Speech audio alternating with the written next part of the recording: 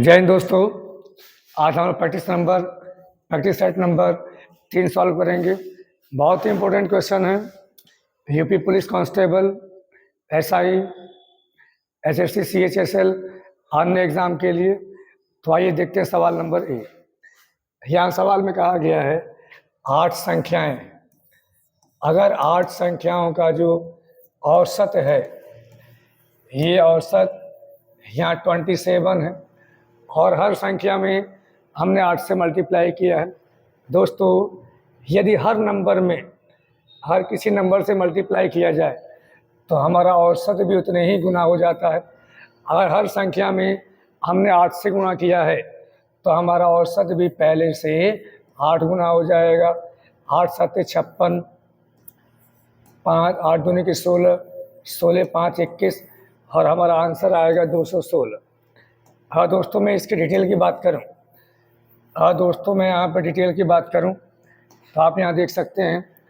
अगर ये मैंने 8 नंबर माने, A1, A2, A3, A4, A5, A6, A7 और A8।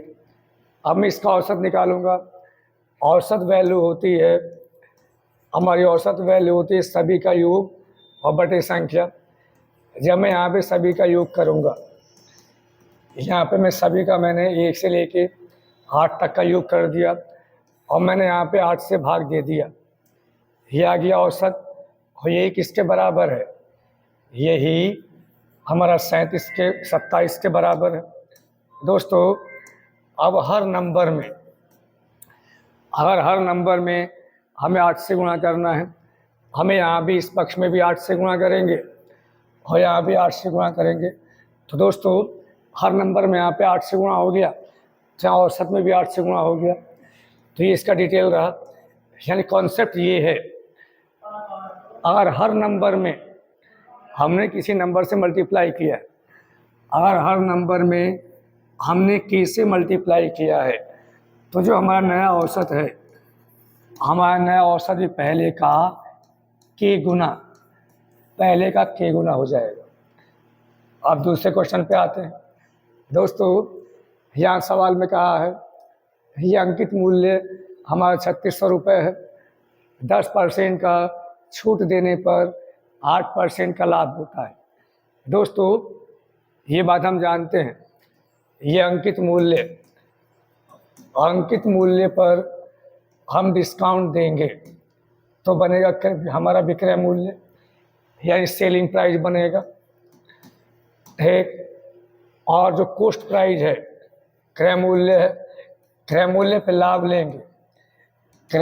लाभ लेंगे तो हमारा विक्रय मूल्य बनेगा, सीपी बनेगा। तो ये दोनों वैल्यू बराबर होती हैं। कहने का मतलब क्या है? कहने का मतलब ये है कि कोई भी दुकानदार दिखाने के लिए अंकित मूल्य पर क्या देगा? डिस्काउंट देगा, तो सामान बेचेगा और वो क्रय मूल्य पर लाभ भी लेगा। यानी जितने का सामान वो खुद खरीद के लेके आया था उसे लाभ पर बेचेगा। तो क्रय मूल्य पे लाभ लिया, हमारा विक्रय मूल्य बन गया।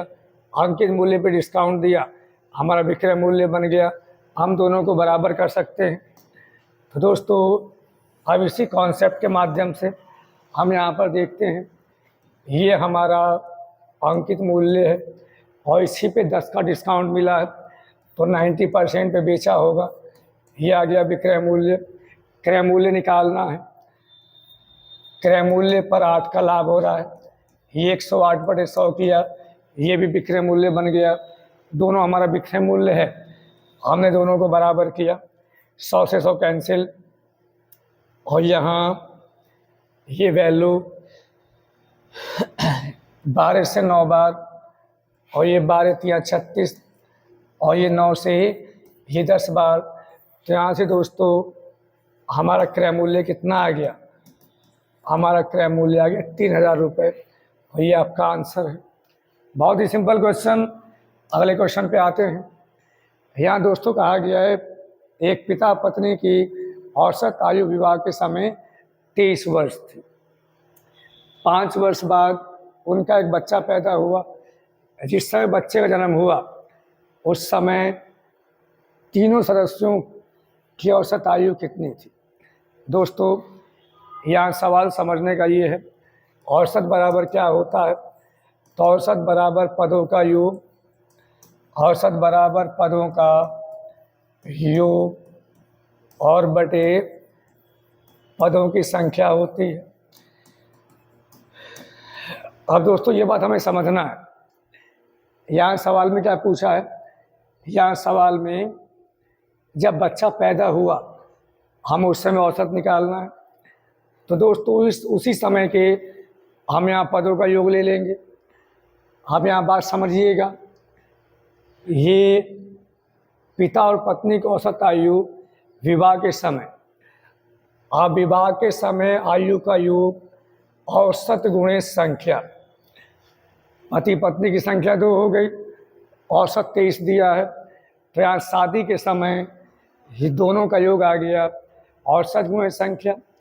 अब दोस्तों 5 वर्ष बाद एक बच्चा पैदा हुआ, तो 5 वर्ष पिता की आयु बढ़ गई और 5 वर्ष उसकी पत्नी की आयु बढ़ गई। ये उस समय की आयु आ गई जिस समय बच्चा पैदा हुआ है। दोस्तों अब बच्चा पैदा हुआ है तो बच्चे की तो आयु कितना है? यहाँ सवाल में कहा गया 5 वर्ष बाद उनका 1 वर्ष का बच्चा है। तो दोस्तों यहाँ 5 वर्ष बाद एक बच्चा भी है और बच्चे की आयु कितनी है? ये बच्चे की आयु 1 वर्ष है। अब यहाँ सवाल में कहा गया है कि जिस समय बच्चे का जन्म हुआ होगा, तो दोस्तों यहाँ एक बात ये ध्यान देना है, अगर 1 साल का 5 साल बाद 1 साल का बच्चा है तो बच्चे का जन्म 5 वर्ष से 1 साल पहले हुआ होगा, यानी कि 4 वर्ष बाद हम पूरे परिवार की आयु का योग ले लेंगे। तो यहाँ पिता भी 4 और ये उसकी पत्नी भी 4 और बटे में अब यहाँ पे मेंबर कितने हो गए? हर बच्चा पैदा हो गया तो यहाँ मेंबर 3 हो गए। 23 दूनी के 46, 46 8 कितने हो गए? ये हो गए 54 और बटे में 3। तो यहाँ पे दोस्तों औसत कितना आ गया? ये आ गया औसत 18। यहाँ दोस्तों बात को समझना है, एक बार भी समझते हैं। यहाँ सवाल में कहा गया है, यहाँ सवाल में कहा यह गया है अब पति पत्नी की शादी के समय योग कितना होगा? औसत गुणे संख्या। अब यहाँ सवाल में कह दिया है 5 वर्ष बाद उनका एक बच्चा था, ये बच्चा 1 साल का था। तो जब बच्चा पैदा हुआ, कॉमन सेंस की बात है, 5 साल बाद बच्चा 1 साल का है तो बच्चा शादी के 4 साल बाद पैदा हुआ होगा। तो यहाँ पिता की उम्र भी 4 साल बढ़ गई और उसकी पत्नी की उम्र भी 4 साल बढ़ गई है। तो दोस्तों इस तरीके से ये योग कितना आ जाएगा? ये आ जाएगा 54, ये आ गया 54। अब यहाँ पे मेंबर कितने हैं? यहाँ मेंबर हो गए 3। तो यहाँ पे दोस्तों औसत कितना आ गया? ये आ गया औसत 18। आइए अगला सवाल देखते हैं। अगले सवाल में कहा गया है, यहाँ सवाल में कहा गया है बिक्री मूल्य पर 20% का लाभ है तो लागत मूल्य पर लाभ कितना होगा?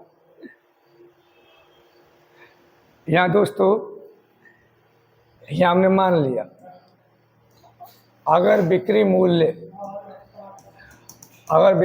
100 है, अब यहाँ पे लाभ कितना है? लाभ 20% यानी 20 हो गया। तो दोस्तों अगर हमने सामान 100 में बेचा है, हमें 20 रुपये का लाभ है, तो हमने सामान कितने में ख़रीदा होगा? हमने सामान ख़रीदा होगा 80। ठीक। अब दोस्तों हमें क्रय मूल्य पर हमें लाभ निकालना है, लागत मूल्य पर लाभ निकालना है। तो लाभ गुणे 100 और बटे में लागत मूल्य, यहाँ 20 चौक 100, ये आ गया 25%। तो दोस्तों लागत मूल्य पर हमारा लाभ कितना आ गया? ये आ गया 25%। अब आइए अगला क्वेश्चन देखते हैं। अगले क्वेश्चन में कहा गया है 160 छात्रों के लिए एक शिविर में 10 दिन के लिए खाना है। दोस्तों एक फॉर्मूला होता है M1D1T1 और बटे W1 बराबर M2D2T2 और बटे W2।